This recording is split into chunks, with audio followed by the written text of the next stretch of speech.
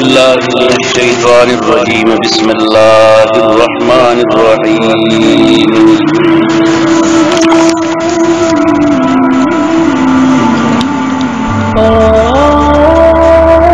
ربنا ظلمنا أنفسنا وإن لم تغفر لنا وترحمنا لنكونن من الخاسرين وإذن أعوذ بالله من الشيطان الرجيم رب إني ظلمت نفسي فاغفر لي رب إني ظلمت نفسي فاغفر لي صدق الله العظيم دروجی مبارکی درسونو په سلسله کې نن د توبې په باره کې یو څو احادیث او یو درې آیتونه د هغې ترجمه او تشریح به لږ زده کړو. استغفار، غفران او بخنه غوښتل چې دي نو دا د خپل ګناه باندې خفګان ته وایي. خلاف حقیقت کارو شي او په هغې باندې سړی خفه شي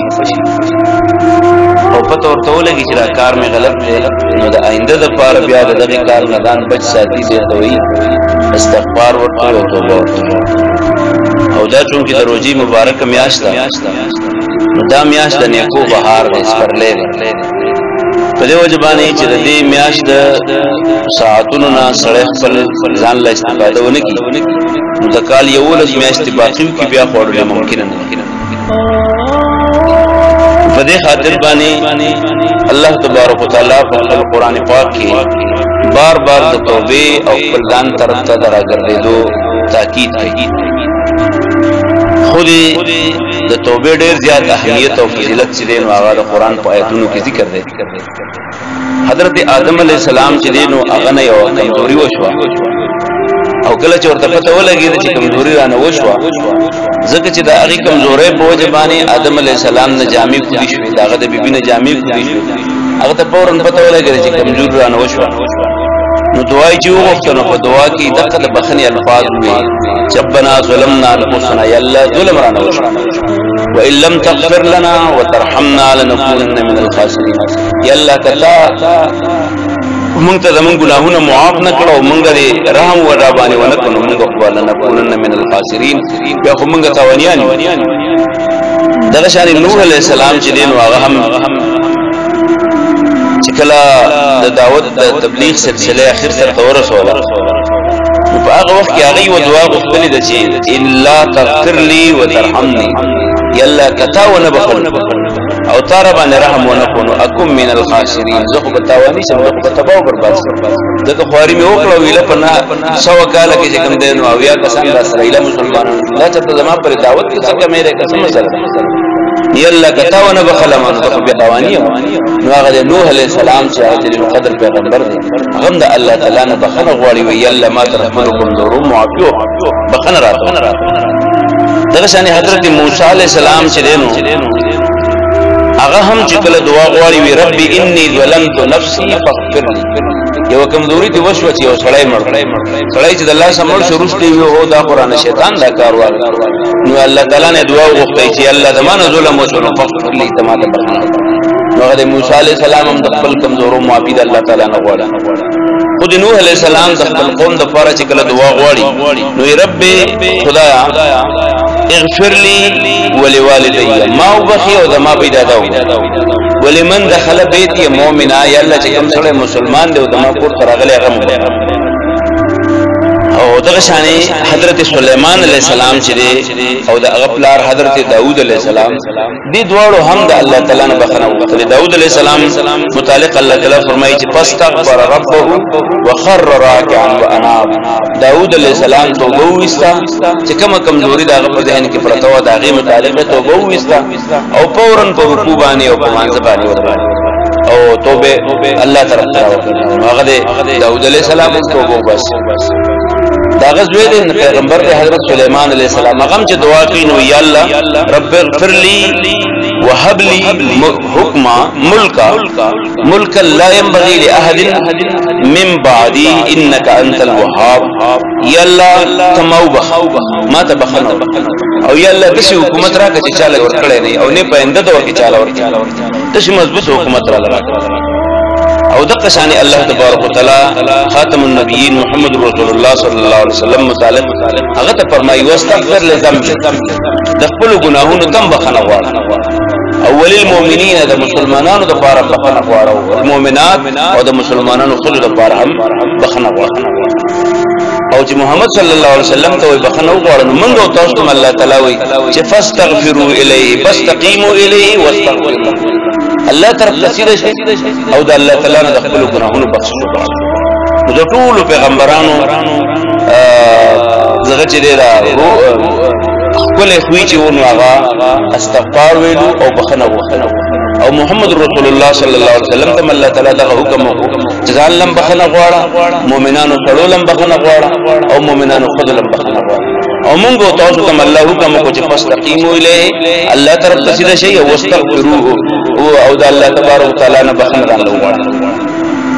ایو حدیث دی رسول الله صلی الله علیه وسلم فرمایي چې الله تعالی دسي وایي چې یا عبادی انکم تخطئون بالليل والنهار وانا اغفر الذنوب فاستغفروني اغفر لكم. اے دا زما بندیانو تاسو شپه ورځ لګیږئ ګناهونه کوئ د شپې ګناهونه کوئ د ورځې ګناهونه کوئ او زه ګناهونه بخون کوم د الله بندیانو زمانه بخنه وغواړئ چې درته ګناهونه درته معاف کړم. په دې وجه باندې د بخنه او د استغفار چې ډېر لوی اهمیت حتی دا چې سړی په خپل منځ کې یو بل کمزوري د یو بل سختي وږي او یو سړی ولګي بل معاف. رسول الله صلی الله علیه وسلم فرمایي د معاف کون کی تب الله تعالی په جنت الفردوس کې د یو خسته محل تنظیم. نو الله تعالی د دې بخنه او د استغفار او د توبې د ایستلو ډېر زیات اهمیت ځکه بیانوي چې د دې استغفار ډېر فائدې دي. قرآن دا غي ذکر کړی دی. یو خبره ده چې کم سړی ډېر توبې وباسي نو د توبې په وجه باندې الله تعالی د سړي کړي ګناهونه معاف کړي. لکه قرآن کې الله تعالی فرمایي من يعمل سوءا او يظلم نفسه ثم يستغفر الله يجد الله غفور رحيم. کم سړی چې ګناه وکړي یا د ظلم وشي بدن باندې او بیا دا غي نه رسته استغفار وکړي د الله تعالی نه د خپل ګناهونو بخښنه غواړي نو الله تعالی به بخون کې بیا مولي الله به وکړي.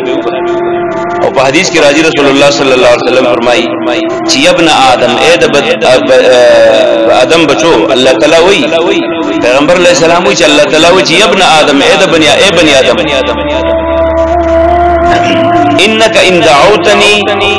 ورجوتني غفرت لك ما كان منك ولا ابالي. اے دا الله بندیانو کتاسو زمانہ دعاګانی وغوښتي او د خپل ګناهونو بخښنه وغوښتي نو زه به درته دونه صوبه خما چې تاسو په وهم ګمان کې نه راځي او هیڅ پروا مې په نشته دما په حکومت کې څه کمیږي نه. او ابن آدم لو بلغت ذنوبك عنان السماء ثم استغفرتني غفرت لك. تاسو دا ګناهونه دونه ډیر شي چې د ځمکې نه دا ګډه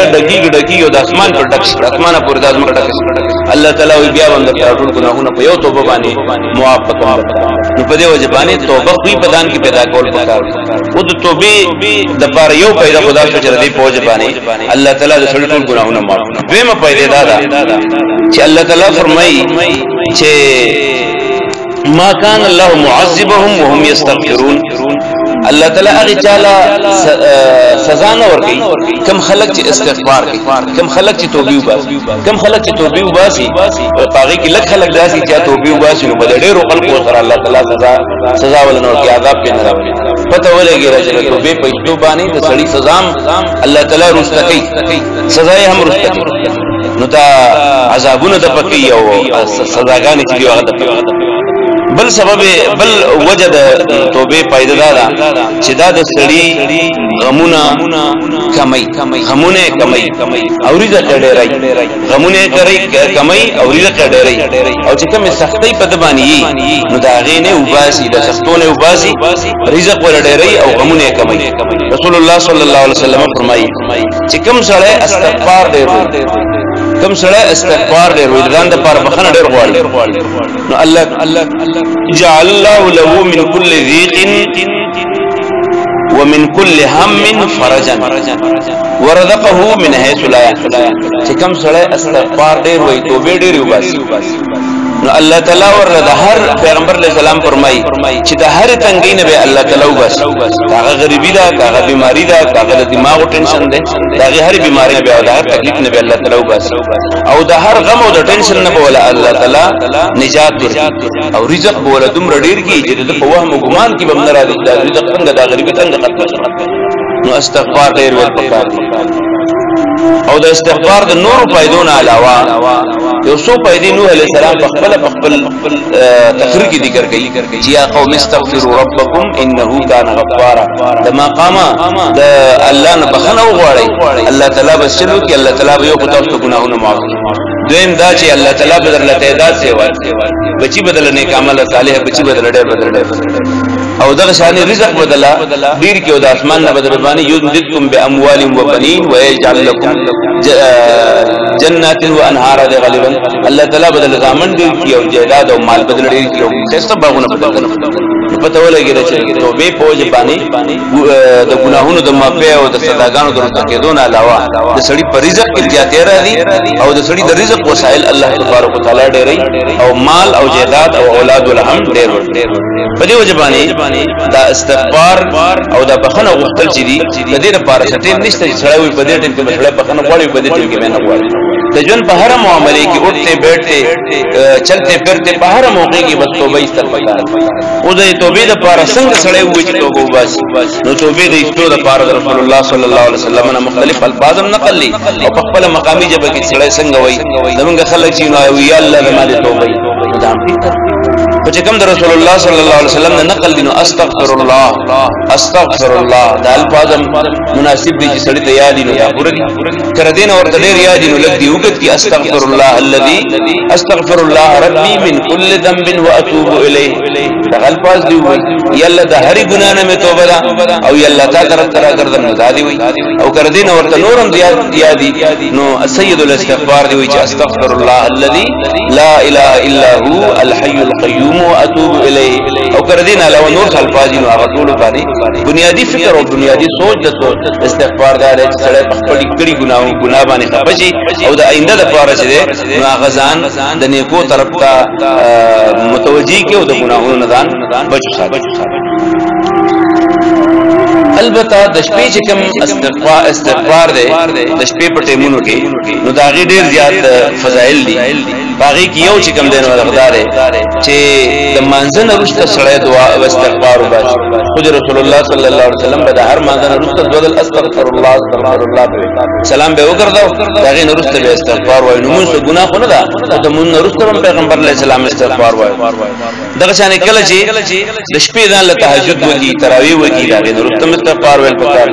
قرآن کې الله تعالی فرمایي کانوا قلیلا من الليل ما يهجعون وبالاسحار هم يستغفرون مومنان د شپې صحیح سجدونو د بسترونو را پاسي او د سحر په ټیم کې ځان له الله تعالی نه بخنه غواړي دغه شانې عرفات چې کله راوښي مزدلفه دراشي نو هغه دې کې الله تبارک تعالی فرمایي ثم افيد من حيث افاض الناس واستغفر الله انه كان غفور رحيم چې کله د عرفات نه راوښي نو هغه دې کې ډېر زیات استغفار وایي دغه هغه دې کې ډېر زیات قبليږي نو استغفار ډېر زیات وایي او چې په کم محفلونو کې سړی ناشي د محفل نه پاسي نو پاږي کې رسول الله صلی الله علیه وسلم دا تغفل چې سبحانك اللهم وبحمدك نستغفرك وسبحانك اللهم وبحمدك نشهد ان لا اله الا انت نستغفرك ونتوب اليك دا به تدل الفاظ چې هر محفل کا غخه محفل یو کبد محفل او چې محفل ختم شي نو پکار سړی دا وایي سبحانك اللهم وبحمدك نشهد ان لا اله الا انت نستغفرك ونتوب اليك او پښتو کې ځان لوي په دې انداز باندې سبحان الله الحمدلله او لا اله الا الله محمد رسول الله او دا وی چې الله زماره توبه کې باندې محفل کرانه کې خطاګانې شي الله تعالی ته معاف دا اخیری عمر کې سړی بوډا شي نو په دغه ټیم کې بیا ډېر زیات استغفار ویل پکار دي هغه د بوډاوالي په حال کې بیا د استغفار نه بهترین الفاظ دي هغه نور نشته نو په دې خاطر باندې د روزې مبارک میاشت ده نو دا خوې چې نو دا په دې میاشت کې خصوصا رسول الله صلی الله علیه وسلم فرمایي چې دا ولني لسردي نو الله تعالی خپل رحمتونه په امت باندې پیغمبر اسلام په امت باندې متوجي او چې دا دوی ملت ورته شروع شي بیا الله تعالی د بخنه تنظیم کوي او چې دا درې ملت شروع شي بیا الله تعالی د جهنميانو د جهنم نه د نجات په چلے کوي په دې وجه باندې د هر محفل او د هر وخت چې دا غي بهترین چابي چې د نوغه استغفار دی هغه د الله تبارک وتعالى نه بخنه غوښتلې نو دا د نړۍ درس په سلسله کې د دې استغفار او د دې محفل د دې بهتري په فکر بهتري په دې کې چې سړی ډیر وخت په جماعت کې ډیر وخت په جماعت او سړی په جماعت کې ډیر وخت لري نو دا غي په وجه باندې سړی خپل روزه مضبوط یو علم دی هغه متعلق راځي چې هغه روزه کې ډیر زیات ضعیف او روزه بتنګ او په مخ او په جماعت کې نه خلق وته وی چې لکه مولوی صاحب یا پیر صاحب تا خو ګور ضعیف شوی اخیری عمر کې او په مخ روزه او په جماعت کې ناسي نو تلاوتونه کې نو ته به تکلیف جوړ شي نو هغه او کنماتم پتره چې زه کمزور یم نو د خپل کمزورې باندې دا روزه مضبوطو ما ځکه چې زما د پاره خو د روزه سپارښت زما د پاره خو د قران سپارښت کوي نو که کمزور شم خیر دی خو چې راکم زما سپارښت دي چې دار له مضبوطی نو روزه مضبوطو ما خیر دی کله کمزور شم نو د دې خوونه د پیدا کېدو د پاره خبردار چې سړی په جماعت کې ډېر وخت لري او په جماعت کې سړی ډېر وخت لري نو پایله صحیح دی به د بغض نه د حسد نه د کینې نه د دروغ نه د غیبت نه د الزامات نه د فضل خبرونه د غپ شپ نه دا غینه به محفوظ دي په دې خاطر باندې خدایم بخا زموږ استاد د فاره دی نه درس چې کوم بنیادی خبره ده نو هغه ده چې الله تعالی نه بخنه وغواړي او بخنه چې د الله تعالی نه طلب کوي ځکه چې الله تعالی د ګناهونو بخون کړي او الله تبارک وتعالى په عیبونه پټون کړي او تاسو دا ګناهونه ځکه وي پرې چې تاسو ګناهونه نه پرې نو الله تعالی به تر څو تاسو دغه چې دی راوي پټي الله تعالی په عیبونو باندې زموږ پردې راچي او اخر چې سړی دومره زیات شي چې الله تعالی بیا دا غل عیبونو نه پرده اوچته کی بیا د شرمندګۍ ورځ داغه چې د قیامت ورځ باندې شرمندګۍ سره مخامخ کېدلی په دې خاطر باندې خدایم بخا دا د روزي په دې مبارک میاشت کې خصوصا او په عام حالاتو کې عموما د استغفار الفاظ سړي نو د خپل وظیفه ګرځول پکار دي بار بار په هر وخت کې او د هر نیک عمل وروسته او په هر عام وخت کې د استغفار په جوړول پکار دي الله تعالی دې زموږ جواب د استغفار په الفاظ باندې همیشه لمدو ساتو واخر دعوانا الحمدلله رب العالمين ربنا تقبل منا انك انت السميع العليم وتب علينا انك انت التواب الرحيم يا الله تعالی د صفات د مومن پلاران یګان کله استادان شاګردان یا الله د ټول مغفرت نصیب یا الله د مسلمانانو د ټول مغفرت نصیب یا الله د موږ کله یا موږ یا الله ټول دنیا مسلمانان الله تعالی د قران سره مونږ پیدا کړ الله دې د جماعت سره مونږ پیدا کړ الله وختونه په جماعت کې ولګو یا الله تعالی د غیله لمحات د قران سره وکړ یا الله د موږ د قران مطابق د دین د جوړولو توفیق موږ راکړي اللهم ربنا اتنا في الدنيا حسنه وفي الاخره حسنه وقنا عذاب النار اللهم انت الشافي لا شفاء الا انت المسلمين برحمتك يا رب العالمين